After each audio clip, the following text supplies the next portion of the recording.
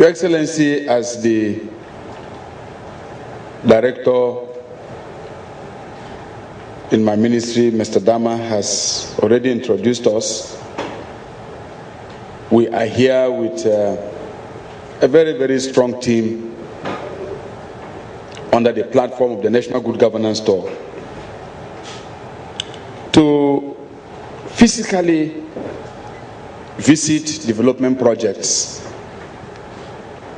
and take a look at development programs that are going on in Kogi State, either executed by the federal government, state governments, or local governments. And this team has gone around several parts of the country already. The team is led by the NUJ National President, who unfortunately had to go on a very important international assignment on behalf of Nigerian journalists. And so he left behind the Deputy President of NUJ, who has been going around with the rest of the team. But we also have the President of Ratau, who has been with us since the beginning. He's also not here society assessing this project together with us, so that it will not look like we are here to simply move around and go back. You see, the President sends two of his representatives here. The Special Advisor to the President on media and publicity, Malam Bolaji Abdullahi. And then we also have with us the Special Assistant to the President on documentation, who may be joining us today. We also have with us good representatives of security agencies who also follow, because the idea is to have a thorough assessment of what is going on. We have therefore, if you look at the hall and those that have been introduced, almost everyone had been there.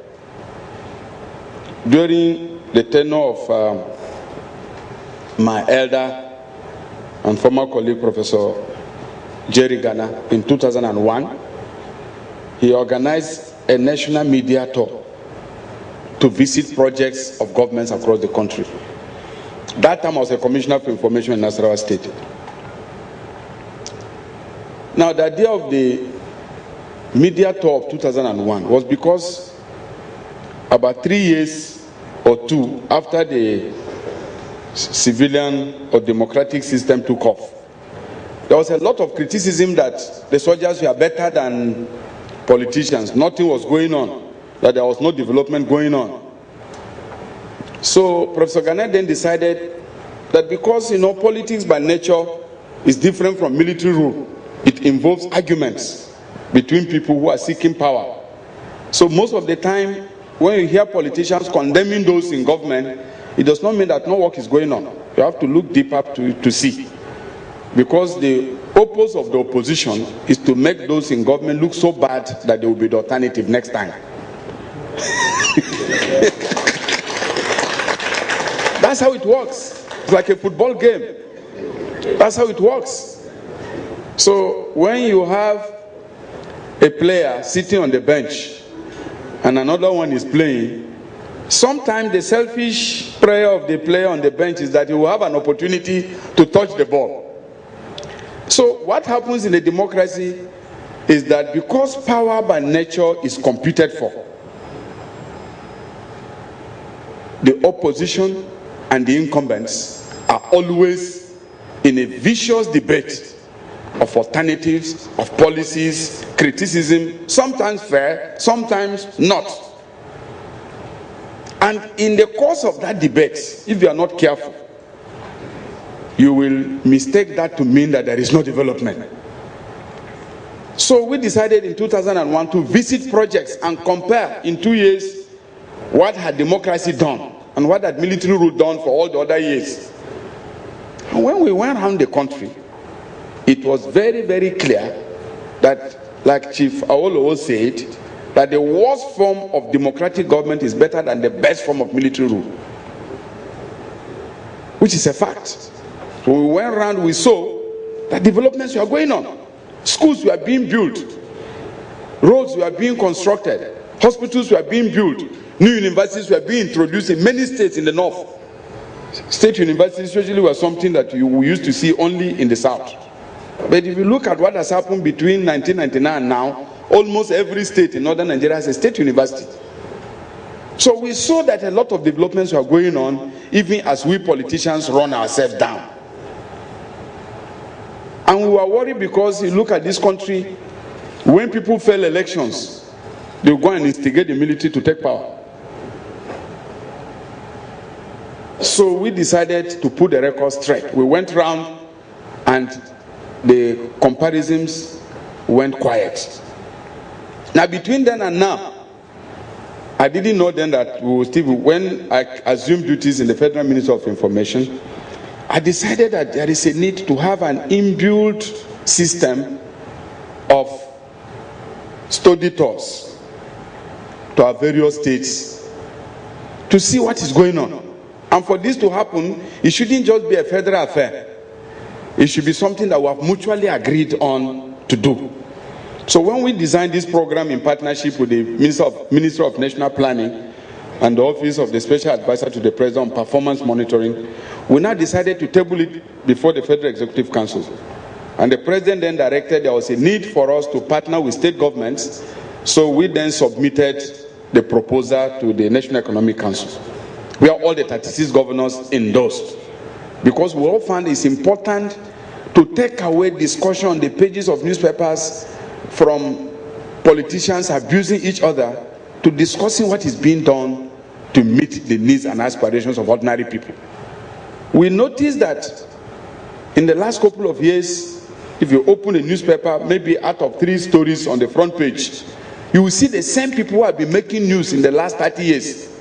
They are the ones that are on the front page. And you don't seem to make news unless you have something very negative to say. So we decided, no, we can't go this way. There is a need for us to continuously discuss development programs because democracy is about service delivery. It's not about just quarrels among politicians. They will always quarrel. In any country, pick one, politicians will quarrel because that is their thread. They have to dispute each other so that when next they go, they may be the better bride. That's how it is. That's how politics works.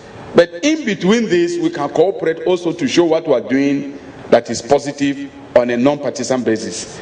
So this program was endorsed by all the governors, and they set up a small committee headed by the governor of Akwa Ibom State. The deputy governor of Lagos was there. The deputy governor of Ondo was there. This, to tell you, it's a multi-party thing. And since we started, we have been to many states, CPC states, Abga state, we've been around to see what is going on. And what we have done, Your Excellency, is to take an oath among ourselves. Because even as I speak now, when I come on the National Good Governance Tour, I will be highly neutral. If I see something good, we will say so. If we see something that needs to be improved upon, we will say so. If we see policies that we think maybe you can fine-tune them to have better results, the team will tell you. The idea is not to run down people, but to see how we can encourage things that are positive and also frankly discuss challenges and provide possible solutions so that we can have progress. One other thing that we saw in the course of this tour, talking at the federal level, we found that without this tour, we would never have known the extent of practical work in the field. And also sometimes the extent of difficulties we face executing projects in the field. Because federal government is remote, some people collect contracts, get money, and simply fly out to go and rest. They don't do the job. They don't do the job. Then they find a way of bringing back valuation certificates, revaluation, augmentation, variations. So we discovered that as we went round, we saw some example of very bad projects. Some of those roads, the federal government had to terminate the contracts because of the report of the National Good Governance Tour. And we also found that since we started this tour, at least at the federal level, there is high level of competition among us cabinet ministers, because everybody wants to show something that he's doing. So if you, and each place you are going, you find that, I'm sure if you look critically in Kogi, you will see many of your commissioners would have been more up and doing in recent weeks, because they thought maybe coming here. What do I say so? When I say so because when we went to Rivers, Governor Mechi said he wished that this tour would be returning to Rivers every 6 months, because his commissioners, everybody was trying to get something done, working harder than before. When we went to Zamfara, the governor said we needed this tour. Is it every year or every 2 years? And every year, the governor said that if the talk will happen every year, this country will develop faster. Because as we go, everything about your state is everywhere. Everywhere. All your projects, all your policies, what you have tried to do, we host it on all social media platforms. I'm sure since yesterday, if you are people on the social media will see that you'll be on YouTube, you'll be on Facebook, you'll be on all the sites of the Federal Ministry of Information, you'll be on Twitter. Everybody. It's a strong team going on to report what we're seeing. Some remote places we visit, all those pictures will be hosted on the internet, so people can make references to them. So the idea of this tour is also to enable people to assess, because as we go around, people are also seeing what every governor is showing us. Even when we didn't say anything about it, people will be seeing and comparing. If they went to this state, they saw this, they went to that state, they will see it. So that will in itself create competition, create a sense of duty. Not that you need this tour to work. I mean, we have already sworn an oath to perform, but sometimes coming to peep into what we are doing encourages us, to stand up and do better. So the tour is in Kogi. We were supposed to come here last year. We couldn't make it because of the unfortunate accident involving His Excellency. And we thank God that he is healed now, receiving us and standing strong on 2 feet. So God be praised. Then the next time we were supposed to come, the flood came. So you see, somehow, in all these negatives, what I found was that God was pushing us closer to the centenary, because this is where it all started. So God was pushing us closer to come on the edge of the 100 years of Nigeria, since we are visiting Lokoja, where it took place. So we therefore think that our coming is a centenary visit. It's a centenary visit to see how Nigeria has fared. And I think the story can never be told without Kogi State, in the center of it. So we are happy to be here. Kogi is home away from home. And here, as you would have noticed, the federal government has strong presence here in terms of projects. I think Kogi is lucky in a way. Of course, they can never be sufficient, usually. But a lot of federal projects are here. My colleagues told me they've already visited the Lokoja port, which is under construction. Something government promised in the 1950s, they could never deliver until Goodluck Jonathan has now decided that we should use the River Niger, not just for sightseeing and fishing, but also use it as a major vehicle for commerce. So we have finished Onitsha Port, we are about completing Baro and Ogota, and that of Lokoja is now under construction. The capital dredging itself is finished, so it's expected that in the next 1 year or two, the River Niger will be very busy as a source of commerce. People traveling north and south don't always have to follow the road. They can go by boats, across, by barges across the River Niger, which is, among the riverine communities, this is really a boost. So some work is going on there. We just commissioned the power plant here at Garego. The president came here to commission it. Still going on between Ajakuta heading on to Itakwa. We will continue to work on that until that railway line is completed. you would have seen increased activity on the Abuja-Lokoja Okene Expressway. You would have seen that in the last 1 year there is increased activity because the president has targeted the completion of this major artery road as his major priority. So a lot more money is coming from Shopee, onto this project. The same thing with the Maiduguri Kano Expressway. The same thing with the East-West road, across the South-South. So a lot of activities are going on in those areas. So we're doing quite significant projects here at the federal level. You will also see increased funding from TED Fund to all educational institutions, including state schools. If you noticed yesterday, I was told you went to a polytechnic and they saw about $1 billion project from TED Fund, state polytechnic. That's the extent of funding. There is no higher institution in Nigeria without some projects from the TED Fund. So we are looking at all these projects. We're also going to look at those things that are not working so that we can do a very honest report about them. Where we see delays, where we see things not working properly, the idea is that we'll do a special report so that those in charge of those projects can take action to get them done. Now, at the state level, I wasn't opportune to be here early with the team, but they are going around and we'll reserve our judgment. They have already visited I've been briefed this morning about some of the projects they have visited, such as the water supply scheme here, such as the stadium, I'm told, which has already been done, such as the Technical Institute, which they visited. So we are still, by the end of today, the team will be able to surmise what we have seen. And then tomorrow, during the Citizens Forum, where we'll all be sitting back in a designated place for a live presentation of what we have seen, then the whole state will be able to participate, because then it's going to be free. You can participate through the social media, you can ask questions, and those answers will be provided by all those responsible. If it's about federal projects, we will answer them. If it's about state projects, His Excellency and his team will provide the answers. But the reality we face today is that Nigeria is moving forward, and I believe that the consolidation of this democratic dispensation is the only hope for our country. If it fails, this nation has no hope for a better future.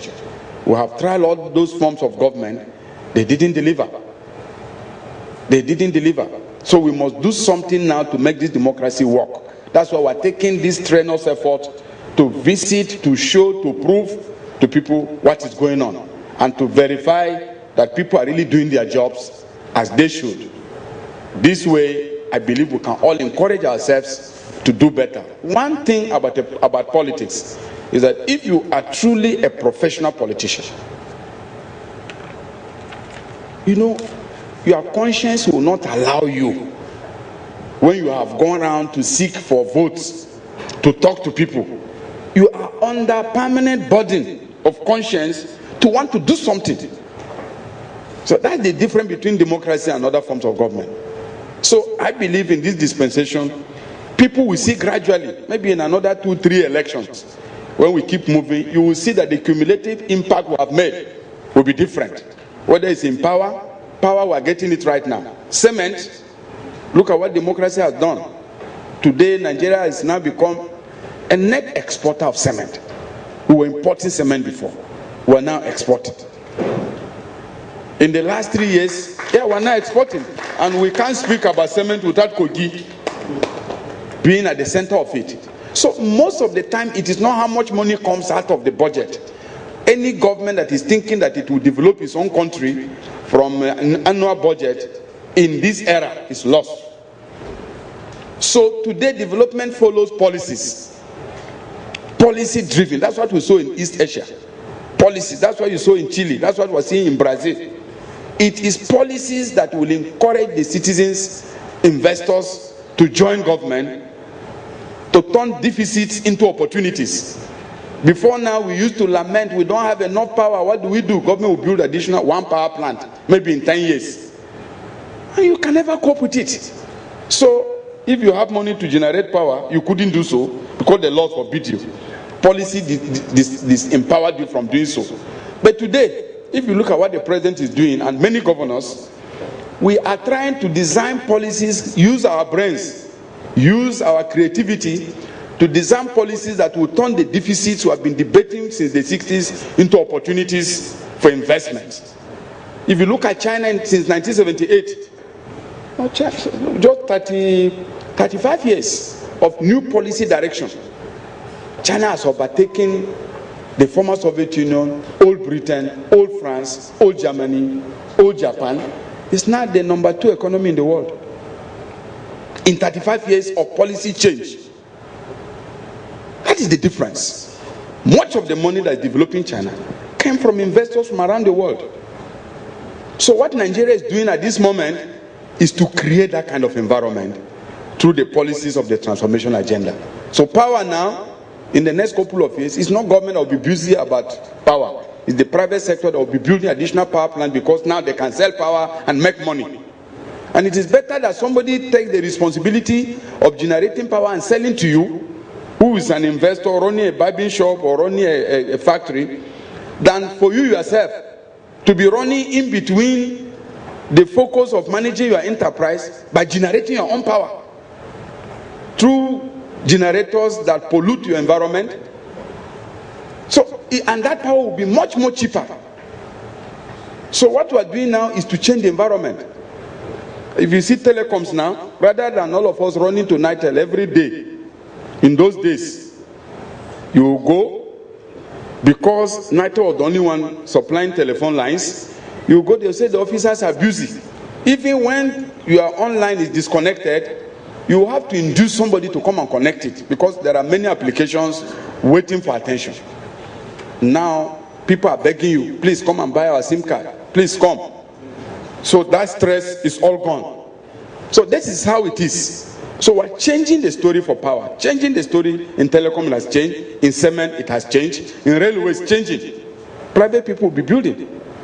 And to tell you before tomorrow, the Chinese have promised to come, for example, to build, using your coal here. When the president visited China, to build 20,000 megawatts thermal plants. 20,000 megawatts of electricity using coal. Then 10,000 kilometers of transmission lines. Purely as a commercial venture. That is what it takes to develop a modern economy. So, Your Excellency, by tomorrow, when we come back to sit here, after today, we'll give you a clear picture of what we have seen in Kogi State. And we would like to visit some local government projects where necessary. Where they are available. Because the idea is not just about state government. We'll also want to see enterprise by the private sector because of your policies. If your policies have led to something, bringing in new enterprises, we'll be interested in seeing them. Like I said, the challenge you have will not be from bringing money from your pocket. The pocket of governments are far lower than what they can deliver now. But what can you do to encourage private people to intervene in your own situation? These are all the issues we have come to see. Like I say, Kogi is a special place for us.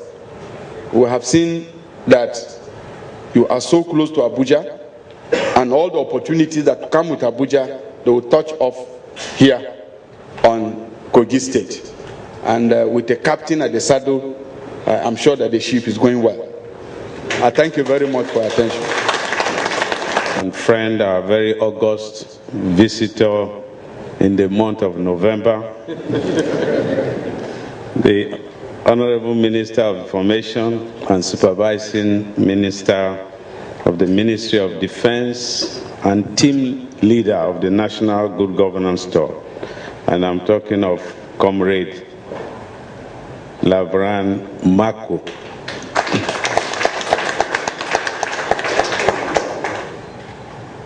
The representative of the government and the good people of Kogi State, let me begin by welcoming very warmly members of the Good Governance Tour team who are here in Lokoja, our state capital.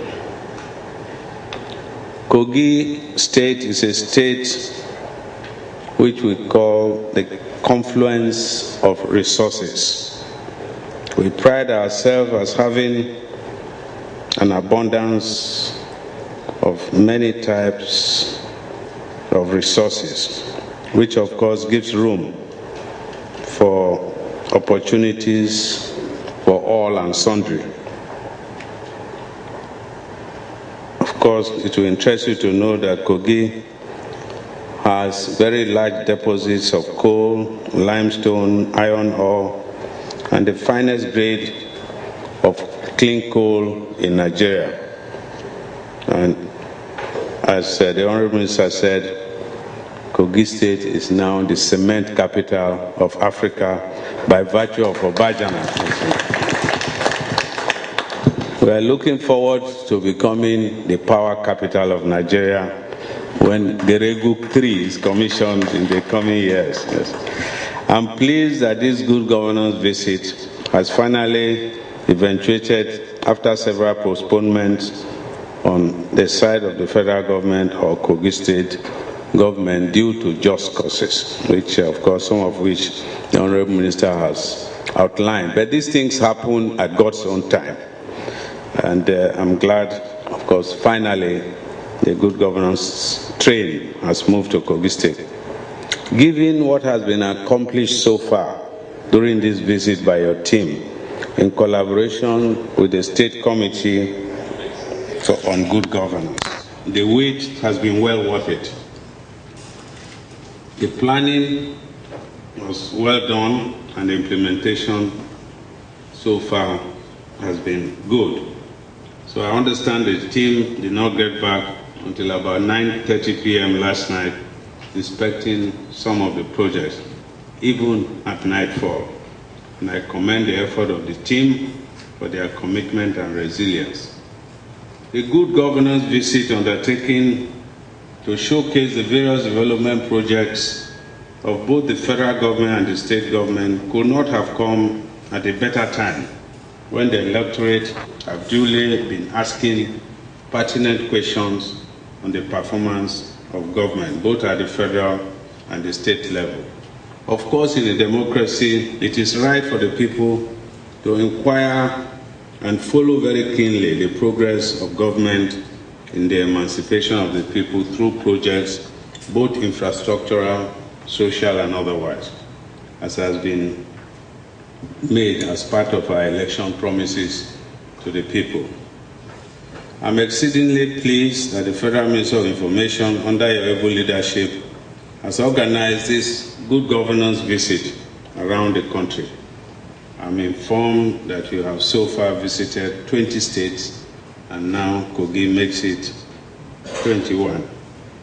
Kogi State is about 22 years old, with a population of about 3.6 million inhabitants in 21 local government areas.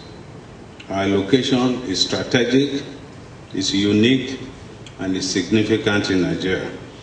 As you may be aware, we are surrounded by 9 states and the FCT, and we have, of course, the confluence of our 2 major rivers, Niger and Benue, confluencing here in Lokoja, and thousands of people pass through our state from 23 states in the country while going north or south. So we are, in fact, a gateway to Nigeria.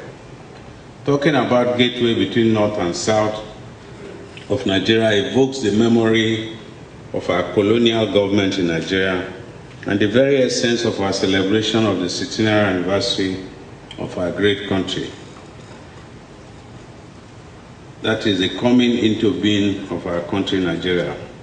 As the whole world is aware, Kogi State and Lokoja in particular is a historical focal point in the amalgamation of the Southern and Northern Protectorates on January 1, 1914, where Lord Lugard, the first Governor General of Nigeria, had his residence on top of our Mount Patti here in Lokoja and had his office on the grounds of this government house next door to the building where we are meeting right now. In fact, you can see the roof of Lord Lugard's office just on the left side of this building now. We have preserved it, and it's a big part of our history. It was indeed Lady Flora Shaw, the wife of Lord Lugard, who named Nigeria in 1897 from the top of our Mountbatten on a beautiful morning, and she woke up to behold the majestic Niger and her surroundings. But Lokoja, therefore, was the first headquarters of Nigerian nation, and it is also first headquarters of Nigerian Army, having evolved from the Royal Constabulary. The first bank in Nigeria, established by the colonial government, was also here in Lokoja, and the safe which was used in that bank is preserved as part of our historical relics here in Lokoja. The first prison in northern Nigeria was here in Lokoja. First primary school also here in Lokoja.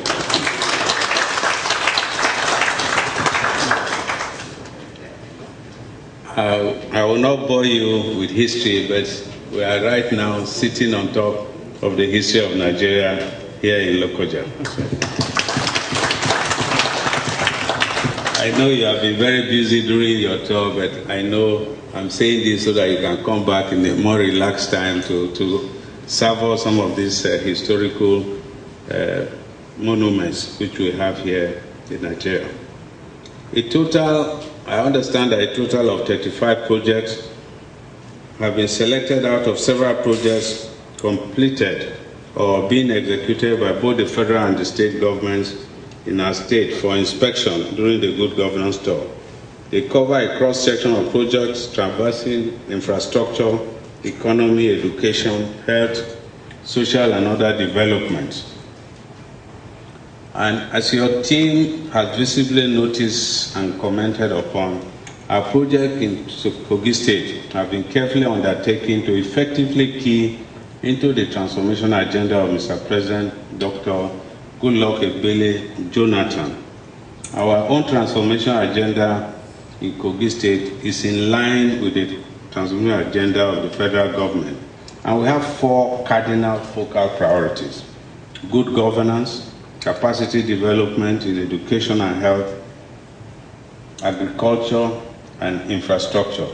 All these have been deliberately planned to follow and implement the blueprint and the plan of action which we drew up at the beginning of our administration through a think tank. So everything we do is in accordance with a deliberate plan. Transformation is a slow process. It takes orientation of mindset and the ingrainment of values. And these are things that take time. When people are going in a certain direction, you want them to change. It takes time. But we are making progress, and we are implementing our transformation agenda very steadily.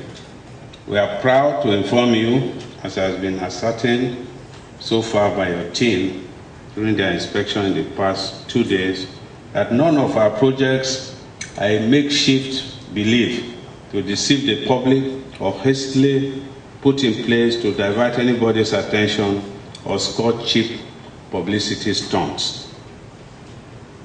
The excellent development in the interest of the people requires excellent and painstaking planning.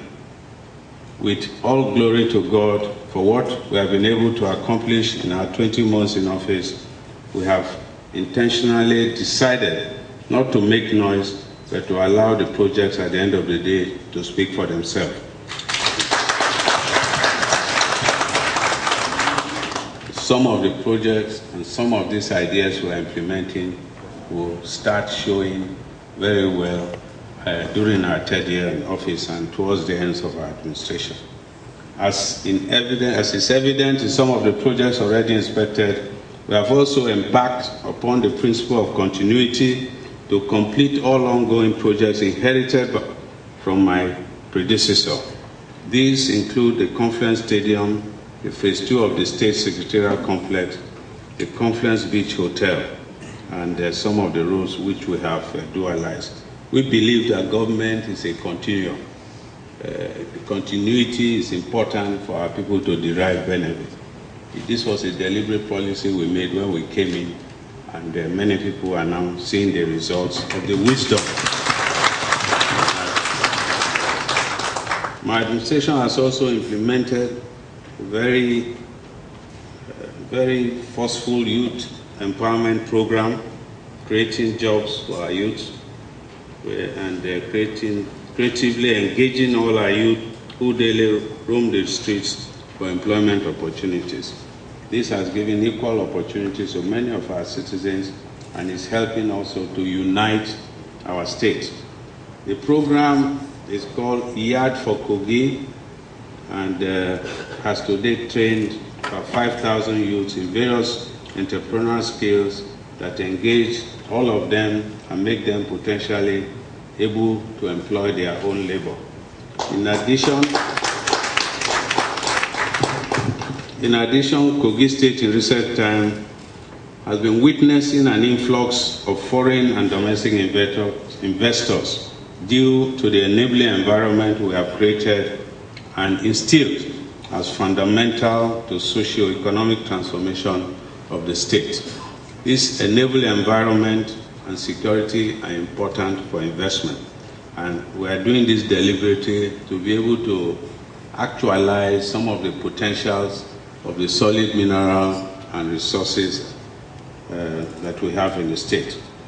Let me also single out our agricultural transformation agenda that underscores my belief in the use of agriculture to transform the state, provide thousands of employment and create wealth for our people.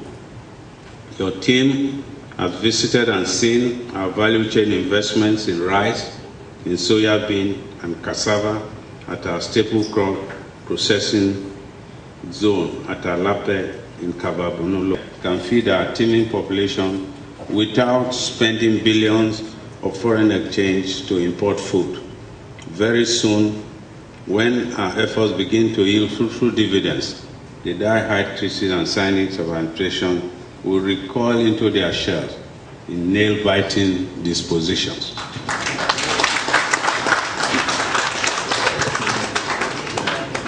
Yesterday, we signed a memorandum of understanding on cotton. We all recall the glory days of Nigeria when there were many textile factories in Kaduna and Kano. When I was a young man, in Omala local government, there were many large cotton farms, and in other local governments in our state. We are trying to bring back that spirit as the federal government has provided funding opportunities to reactivate the textile sector. Kogi State will be the feedstock of cotton to many of the industries to come. Again, talking about enabling environment, we have signed several MOUs, many of which are in the course of implementation. Investors are showing very active interest in growing sugar and establishing sugar factories in Kogi State. So again, very soon we'll become the sugar capital of Nigeria. And the staple crops processing zone is a vehicle of agricultural transformation. We are working with the Federal Minister of Agriculture and Kage. It's a food chain from the US to establish a 15,000 hectare cassava farm in Alape. And this farm will also have outgrower farmers from the community. So it will not just grow cassava, which will be processed into starch and sweetener. These are things that almost 100% are currently imported into Nigeria. Our vision is that over the next 2 years, Kogi State will become, again, the starch capital of Nigeria. We are already the cassava capital because we are the biggest cassava growing state in Nigeria. So we will leverage on that through agro-allied industries and create further jobs and employment for our people. Let me use this opportunity to thank the federal government of Nigeria and our dear President, Dr. Goodluck Ebele Jonathan's administration, for citing many federal projects in Kogi State and ensuring that they are funded and supervised to ensure completion as scheduled. The good governance team has already inspected the road construction projects of Abuja, Lokoja, and Lokoja Benin through Okene, and the Jamata Port project, the Naval Port, and several other projects of Kogi State, some of which have input and support from the federal government. I've just talked about our collaboration with the Federal Ministry of Agriculture on various crops in our state. Our collaboration is a showpiece to authenticate that the partnership between the federal and state government in Kogi State is working and working very well. As I conclude my speech this morning, I need to specially lay emphasis on the special undertaking by my administration to ensure that good governance is entrenched. In order to ensure sustainability and continuation of our good governance project, my administration has placed great premium on enabling laws, setting up administrative structures, including public procurement laws, fiscal responsibility laws, and public sector government projects as the software to manage all the hardware and infrastructure development in the state. We shall, in a few minutes, set out for the last day of the good governance tour of some of the projects laid out for you to look at today. I'm hoping that all the activities of the past few days, in addition to that of today, will set the scene for a successful town hall meeting with all sectors of society tomorrow at the Glass House. Everyone has been invited, and we shall at this point expatiate and explicate on many of the projects we have undertaken in Kogi State for the social and economic benefits of the good people of our dear state. Ladies and gentlemen, Honorable Minister, we thank you and your team for this wonderful and exciting visit. God bless you.